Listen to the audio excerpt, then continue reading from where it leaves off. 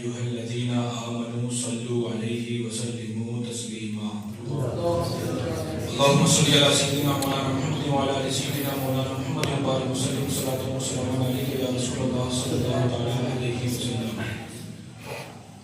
اللہ پاک کا لاکھ لاکھ شکر احسان، اولاً اس نے ہمیں مسلمان بنایا، ثانیاً اپنے محبوب کی امت میں پیدا فرمایا، اور ثالثاً اس مبارک محفل میں شرکت کی سعادت عطا فرمائی۔ حضرات گرامی وقار، رجب المرجب کا پاک اور مبارک و مسعود مہینہ چل رہا ہے۔ اس مہینے میں اللہ تعالیٰ نے جہاں دیگر برگزیدہ شخصیات کو پیدا فرمایا، وہیں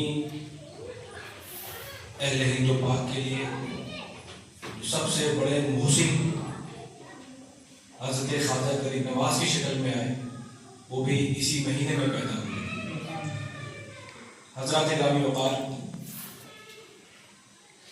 حضرت خواجہ غریب نواز رضی اللہ تعالیٰ عنہ کی ذات گرامی محتاج تعارف نہیں ہے۔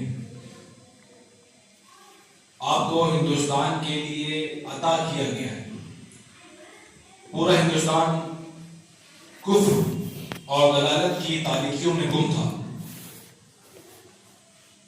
کہیں سے بھی شاذ و نادر کہیں سے آ رہی ہو تو آ رہی ہو، باقی کہیں سے بھی اللہ اس کے رسول کی صدائیں بلند نہیں ہو رہی تھی۔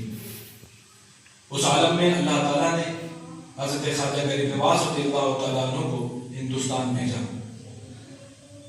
ہندوستان جب آپ آئے تو 6 صدی ہجری کا زمانہ تھا، اور اس وقت سلسلہ چشتیہ کی یہاں کوئی خاص بنیاد رکھی نہیں گئی تھی۔ آپ کے پہلے خواجہ ابو محمد چشتی رحمۃ اللہ تعالیٰ علیہ آئے تھے 5ویں صدی ہجری میں، لیکن باضابطہ طور پر سلسلہ چشتیہ کا کسی نے استھاپنا کی ہے ہندوستان میں، تو وہ ذات خواجہ غریب نواز رضی اللہ تعالیٰ عنہ کی ہے۔ آپ نے ہندوستان میں سلسلہ چشتیہ کو خوب فروغ دیا، اور یہاں تک کہ آپ جدھر بھی چلے جاتے وہاں لوگ حلقہ بگوش اسلام ہو جایا کرتے تھے۔ T.W. Osborne نے The Preaching of Islam ایک کتاب لکھی، اس نے حضرت خواجہ غریب نواز رضی اللہ تعالیٰ عنہ کے انداز تبلیغ کے بارے میں لکھا کہ on his way to Ajmer it is said that he has converted round about 700 people on his way to Ajmer۔ یعنی جو آپ کا سفر تھا دلی سے اجمیر کا، اس سفر میں تقریباً 700 لوگوں کو مشرف اسلام آپ نے فرمایا۔ آج آپ دیکھیں ہمارا معاملہ کیا ہے۔ معاملہ یہ ہے کہ ہم کو کوئی دیکھ لے، اگر صحیح سالم مسلمان ہو تو اس کے دل میں بھی شکوک و شبہات پیدا ہو جائیں، لیکن ذات بزرگان دین کی وہ ہوتی ہے کہ اگر اہل کفر بھی ان کو دیکھ لیں تو ان کے اندر ایمان کی شمع فروزہ ہو جاتی ہے۔ ہمیں بھی چاہیے کہ ہم بھی ظاہر و باطن اعتبار سے صحیح مسلمان بن جائیں۔ بالکل صحیح مسلمان جب بنیں گے تب جا کے ہمیں تقریروں کی ضرورت پیش نہیں آئے گی، ہم سراپا تبلیغ بن جائیں گے، ہم سراپا تقریر بن جائیں گے۔ اچھا، بزرگان دین کے تعلق سے آپ نے دیکھا ہوگا اکثر بزرگوں کی بارگاہ جائیے تو وہاں پر نعتیہ کلام پڑھا جا رہا ہے، منقبت خوانی کی جا رہی ہے، تقریر کا سسٹم کم رہتا ہے۔ آخر کیوں؟ تقریر کا سسٹم اس لیے کم رہتا ہے کیونکہ تقریر کرتے کرتے کبھی نہ کبھی نفس کا دخل آ جاتا ہے۔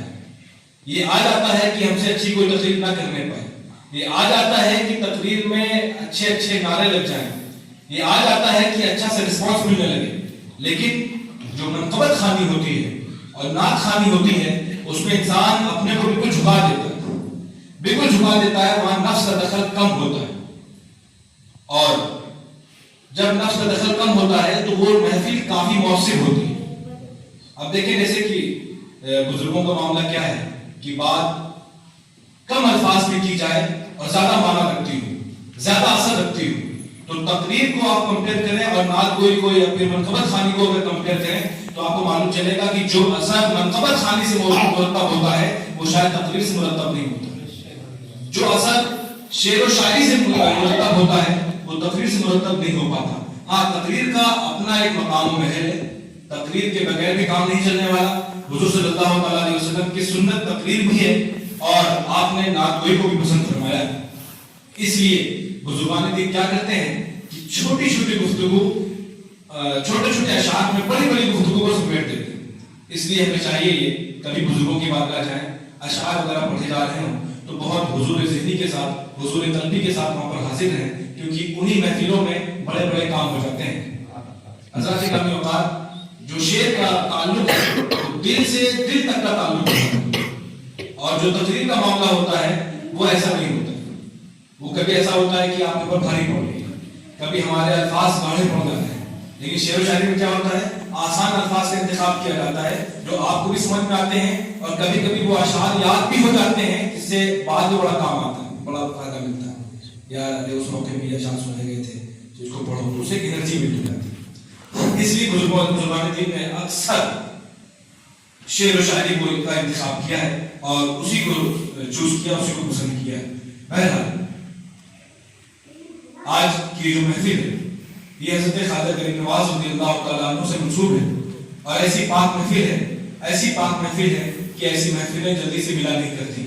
بعض محفلوں میں آپ کو شور و گل اور چیخ پکار اور تمام طرح کے غیر مناسب نعرے بھی دیکھنے کو ملیں گے, سننے کو ملیں گے.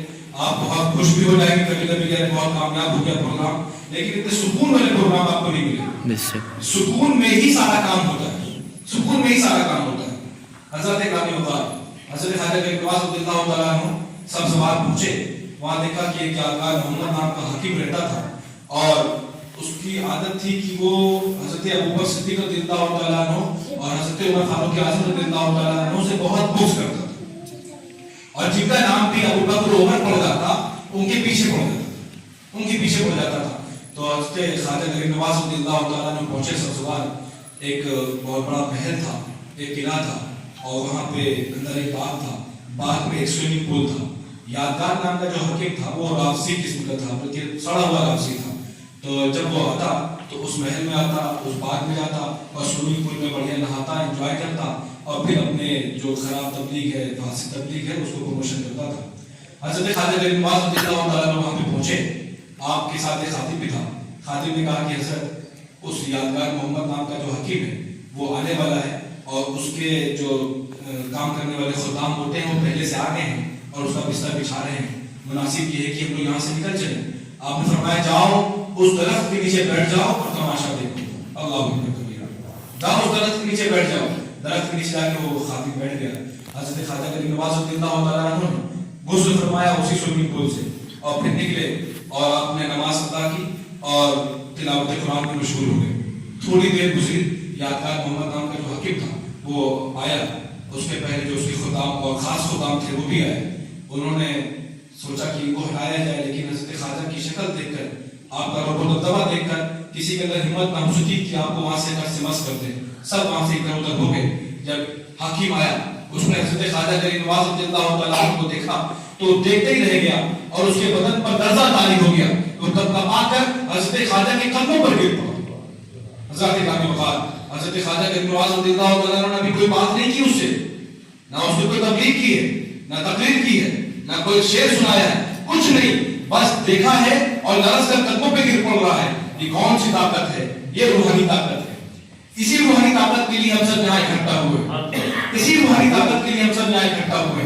اگر روحانیت نہیں ہے تو ہم جس طریقے سے آج مسئلے جا رہے ہیں اسی طریقے سے مسئلے آتے رہیں گے. اگر ہمیں ہوش ناخن چاہیے اور ہم کچھ باقی میں چاہتے ہیں کہ ہمارے لیے بھی ہو, ہماری قوم کے لیے ہو, تو ہمیں اپنے اندر اسپرچولیٹی پیدا کرنی پڑے گی. یہ اسپرچولیٹی کا خاتمہ ہوا کہ کتنے سالوں سے در بدر کی ٹھوکریں ہم کھاتے نظر آ رہے ہیں. حضرت خواجہ کا نام تو خوب لیتے ہیں, لیکن آپ کے اصل مشن سے ہم بالکل ناواقف ہیں. ان کے مشن کی طرف جب بلایا جاتا ہے تو اتنی سی تعداد اکٹھا ہوتی ہے. آپ کے اس پروگرام کے لیے کیا نہیں کیا گیا, ایک پوسٹر مرتب کیا گیا, ادھر ادھر اناؤنسمنٹ کرایا گیا ہے. اپنا ٹائم نکال کر ہم لوگ خود پہنچے ہیں یہاں پر. ابھی حضرت مفتی صاحب قبلہ بھی تشریف لا رہے ہیں, آپ بتائیے, لیکن ہمیں ذرا برابر خیال نہیں ہے اور ہم نہیں آئے بولے جاؤ. حضرت گرامی اوقات, اگر ایسا نہیں ہوگا تو کبھی بھی حالات سدھرنے والے نہیں ہیں. حضرت خواجہ غریب نواز رضی اللہ تعالیٰ عنہ نے اسے قریب کیا. آپ نے فرمایا کیا ہوا؟ اس کو ہوش نہیں آ رہا تھا. آپ نے خادم کو بلایا, کہا جاؤ اسی کے سوئمنگ پول سے پانی لاؤ, اسی کے اوپر ڈال. پانی لایا گیا, اس کے اوپر ڈالا گیا, اس کو ترنت ہوش آ گیا. ترنت اس نے کہا کہ حضرت میں توبہ کرتا ہوں. کہا کہ صحیح سی بتا تو نے اس باطل عقیدے سے توبہ کی کہ نہیں کی؟ کہا کس عقیدے سے؟ کہا رزق کا جو تو عقیدہ رکھتا تھا. کہا اللہ کی قسم میں نے اس سے توبہ کر لی ہے. اللہ اکبر. پھر جتنا بھی سامان اس کے پاس تھا جو اس نے لوٹ کھسوٹ کر کے لیا تھا دوسروں سے, اس کو پورا حضرت خواجہ کے قدموں پر نچھاور کر دیا. حضرت خواجہ نے کیا فرمایا؟ فرمایا جاؤ اس کی مجھے ضرورت نہیں ہے, جس سے تم نے مال لیا ہے اس کو جا کر واپس کرو اور اس کو راضی کرو تاکہ اللہ تعالیٰ تمہاری توبہ میں استقامت عطا فرمائے.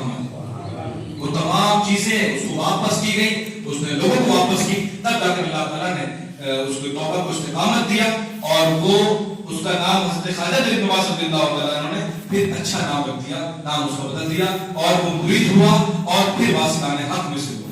اللہ تعالیٰ ہم سب کو اس کی توفیق خیر عطا فرمائے. مفتی صاحب کی آمد ہو چکی ہے.